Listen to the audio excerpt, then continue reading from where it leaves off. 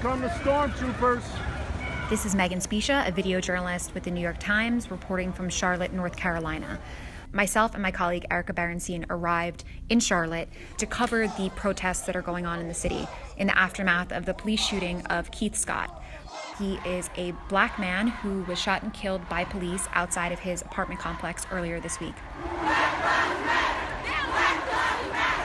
We were walking with a young couple and 3 young boys, ages 7, 8, and 9, talking to them about why they were here and what they were protesting.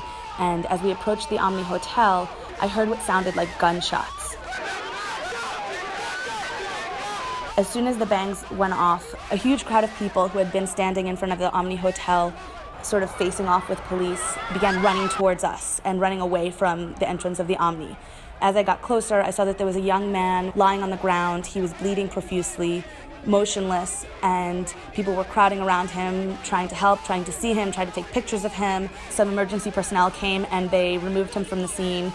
They took him behind a line of police that were barricading the door, and at that point, a lot of people sort of chased them towards the police and started yelling at the police, and some people were throwing punches, the police were shoving people were throwing potted plants at the police, there was dirt flying everywhere, and at that point, they were throwing some, I don't know what it was, but they were throwing a red substance that at that point it got in my eyes and all over my camera, and unfortunately I wasn't able to see what happened after that.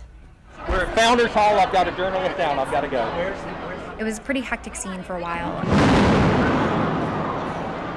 After a night of tension in Charlotte, the National Guard was called in and a state of emergency was declared in the city. But residents that we spoke to described feeling sadness and fear about the violence going on in their city. If you remain in the immediate vicinity, you will be in violation of the law. No matter what your purpose is, you must leave.